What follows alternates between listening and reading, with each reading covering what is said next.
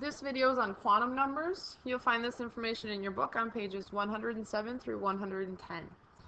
So I want you to think of quantum numbers as like an address for an electron. It's just telling you where it is.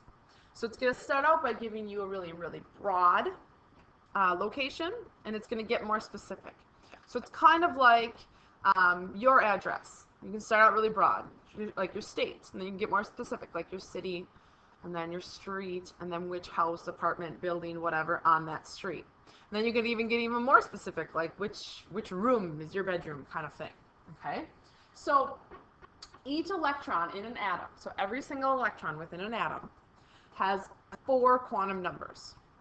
Okay? We're only going to really talk about 2, maybe 3 of them. All right? We're not going to get into specifics on all 4 exactly, but you should know that there are 4.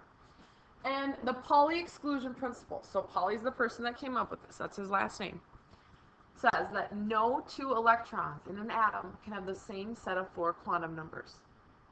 What that means is no 2 electrons will be in exactly the same location. So think of it as like you have, maybe you live with other people and you each have your own bedroom, right? So you're in different spots within your house, or maybe you even share a bedroom, but you have your own bed.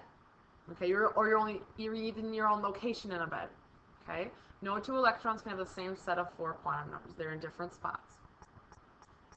Okay, so our quantum mechanical model of the atom. So what we think of as an atom has electrons living in what we call orbitals.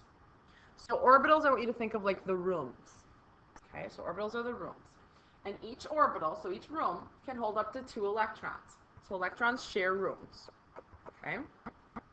They share rooms. Now, within these rooms, there are some more specifics. Okay? So orbitals are found in sublevels. So I want you to think of sublevels like a house. And an orbital describes where we can find an electron 90% of the time. The other 10%, we're not sure where it is. This is just us saying we know it's here 90% of the time. Some of the rest of the time, it's somewhere else in the electron cloud. Okay, so if we kind of draw a little kind of analogy, okay, we could say that we'll go from broad to specific. Okay, so on the one side, we could say broad being like an address, like your street. Okay, and then on your street, you live in a certain house or building.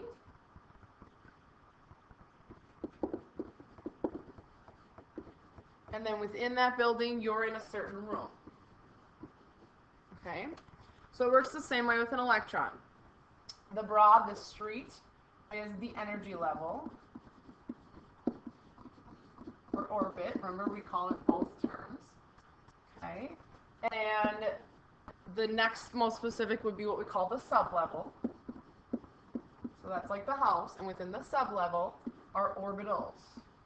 So these are like our rooms. Okay, so how many sublevels are there? How many orbitals are there? There's different types of buildings or houses. So that's the next part.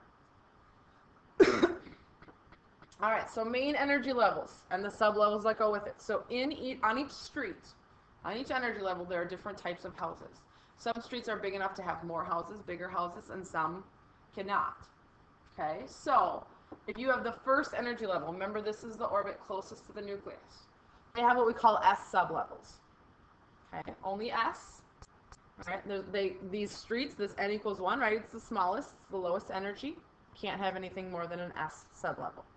Okay, go up to the next string where it's just a little bigger. Now it also has S, but it has P2.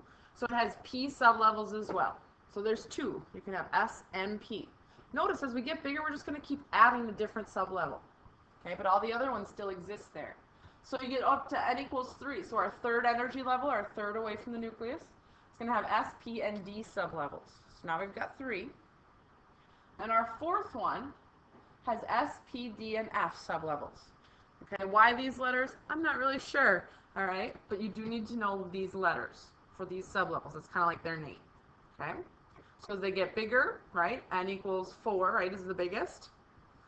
That's 4 sublevels. Now N N equals the energy level. Don't let that confuse you. Okay? It's just a way of writing energy level without writing the whole words. So, like we said, within the sublevels then there are orbitals. So, what do these sublevels have for orbitals? Like how many rooms are in each house? So S is the smallest. Okay?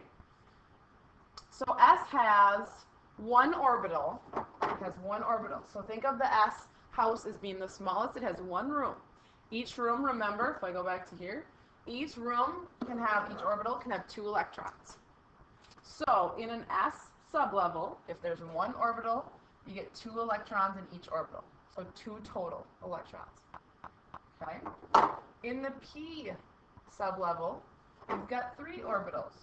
If there's 2 electrons in each one, right? 3 orbitals times 2 gives you 6 total electrons. 6 electrons total, right? 2 in each room. 3 rooms, 2 in each room equals 6. Right? Each house sublevel so far is getting bigger.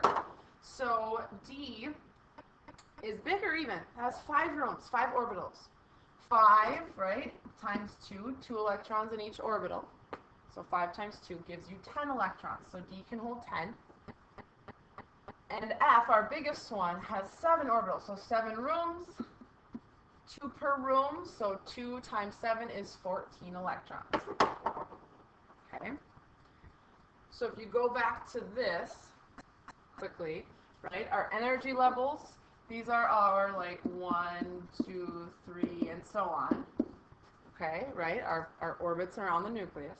Our sublevels are S, P, D, and F. Okay, and the orbitals are the rooms in each one. Okay, so these are like the rooms. All right. So these are the quantum numbers. In our next few videos, we'll talk about what we do with them and how we write them.